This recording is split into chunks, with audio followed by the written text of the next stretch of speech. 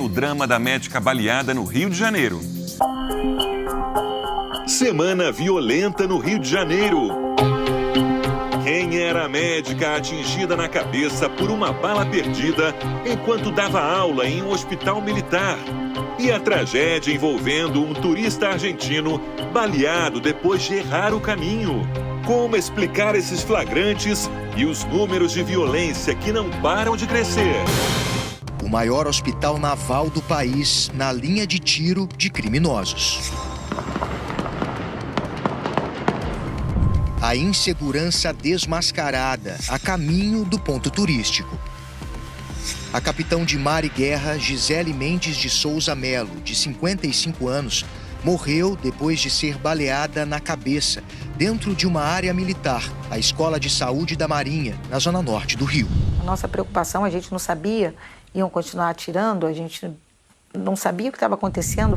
O turista argentino Gaston Fernando Burlon, de 51 anos, também foi baleado na cabeça. Gaston, que já foi secretário de Turismo de Bariloche, seguia de carro com a família para o Cristo Redentor.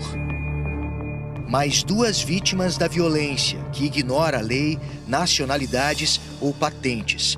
Somente este ano, 1.490 pessoas foram baleadas no Grande Rio. 711 morreram, 23 delas vítimas de balas perdidas.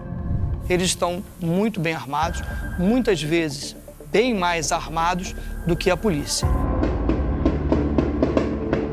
Aquela troca de tiro é muito cara, é muito cara. Teria que vender muita droga para compensar isso. Agora, o grande negócio que está envolvido ali é o número de munição. É a venda da munição, é a venda da arma. Cada vez mais ele com armas mais poderosas. E ainda tem quem acredite que a polícia tem que ter armas no mesmo padrão. Quanto maior o alcance da arma, maior o número de quê? De vítimas atingidas sem conhecimento da autoria, que é o chamado bala perdida. Há 10 dias, na zona norte do Rio, Camila Vitória, de 12 anos, morreu após ser atingida por uma bala perdida. A criança brincava numa praça perto de casa quando foi atingida. 3 dias depois, Steve do Nascimento, de 43 anos, foi morto durante uma tentativa de assalto na Penha.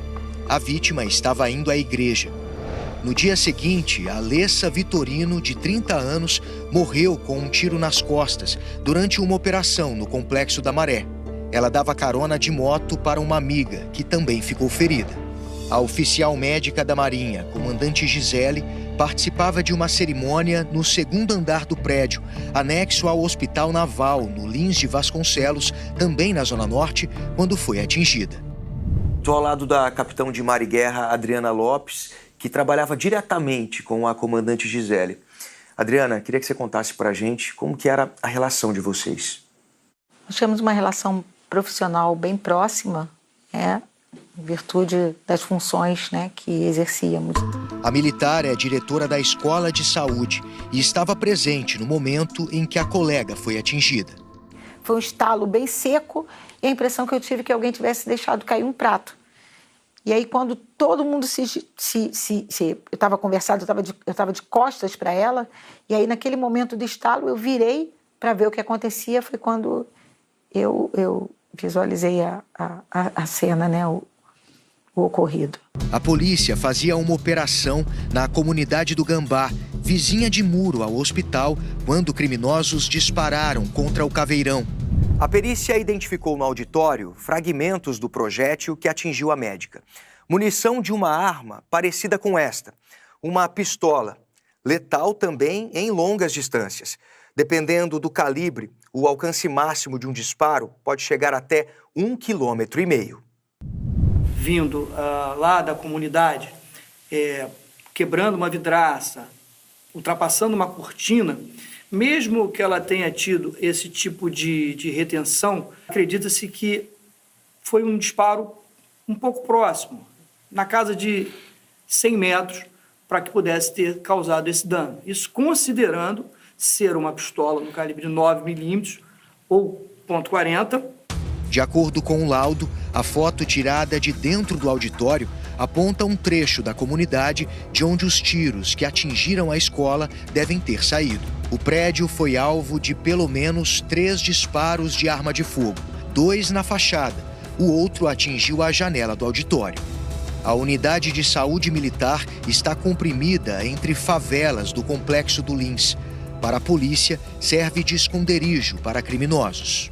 Nestes flagrantes feitos pelo helicóptero da Record Rio e anteriores à morte da médica, é possível ver que o muro do hospital foi pichado com as iniciais de uma facção criminosa.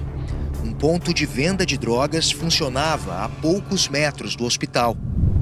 O Estado, quando eu falo Estado, é o poder público, tem que resgatar o seu poder dentro dos territórios que estão historicamente abandonados. Não é só o seu poder político, o seu poder social, o seu poder de suprir as necessidades daquelas pessoas. E ocupando, sim, para que outros que sejam milicianos ou traficantes não ocupem, não tomem. Gisele se formou em medicina em 1993 pela Universidade Federal do Rio de Janeiro e se especializou em geriatria. Há 29 anos estava na Marinha e há uma semana se mudou de Brasília para assumir a superintendência do Hospital Marcílio Dias, no Rio. No dia da morte, ela pretendia ir para casa, comemorar o aniversário do filho mais novo. Vou dizer para você que eu não lembro de ter visto a doutora Gisele sem sorriso. Todas as vezes que eu encontrava com ela, aquele sorriso das fotos que foram veiculadas, né, nas redes sociais, era aquele sorriso que eu sempre vi, mesmo em momentos mais difíceis, eu sempre vi a doutora Gisele com aquele sorriso, sabe? Sempre aquele jeitinho dela. No dia seguinte, eu saí de lá tarde, recebi o carinho, né, dos meus amigos, meu filho me abraçou. Depois que soube, falou: mãe, eu fiquei muito preocupada contigo, ele me abraçou. O Conselho Regional de Medicina, em todos os casos que envolvem médicos, e principalmente em casos de violência, tem acompanhado as investigações. Nessa, particularmente, estaremos enviando ofício às autoridades para, além de propormos medidas importantes, não que coíbam um caso fortuito como esse, mas que zele pela segurança dos profissionais de saúde, estaremos, sim, passo a passo, acompanhando todas as investigações. 2 dias depois da morte da militar, a área do Hospital Naval passou a ser patrulhada por fuzileiros navais em blindados. O policiamento vai permanecer por tempo indeterminado. Vamos realizar patrulhamento nesse perímetro de 1.320 metros, que é o preconizado pela lei, de forma a propiciar a normalidade. Na sexta, a Polícia Civil esteve na comunidade para complementar a perícia do local. Novamente, criminosos atiraram contra os agentes.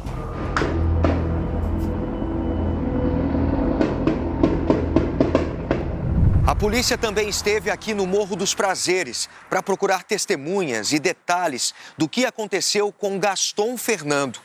O turista argentino seguiu o GPS, saindo da Zona Sul até o Corcovado, onde levaria a família para um passeio, mas acabou na mira de criminosos. O carro que ele dirigia bateu no muro de uma casa após os disparos. Gaston foi internado em estado grave no Hospital Souza Aguiar, no centro do Rio.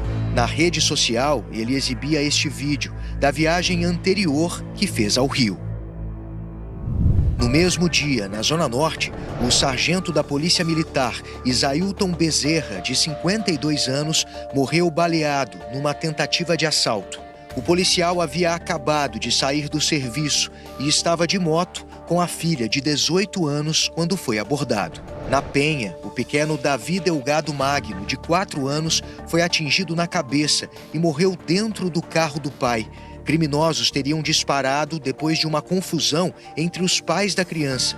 O menino é a 25ª criança baleada no Grande Rio este ano. Então, a minha grande preocupação é que as vítimas que têm tido, ou seja, as pessoas que perdem as suas vidas por a ineficácia de uma política pública voltada para a segurança pública. Eu não estou falando só de polícia. Aliás, o que eu estou falando menos é de polícia, porque a polícia ela é reflexo da ineficácia de uma política de segurança pública. Então, vítima, turista, etc., são apenas mais algumas pessoas que morreram no meio de vários fluminenses que estão sucumbindo no território. A solução da segurança pública no Rio de Janeiro está muito longe de simples ações policiais no cotidiano, como a gente tem visto atualmente. A gente sente, né? Sente muito, é difícil voltar a trabalhar. A gente a Marinha está muito, todos estamos muito comovidos com tudo que aconteceu, mas a gente precisa continuar trabalhando, né? A gente é um profissional de saúde e precisa continuar trabalhando.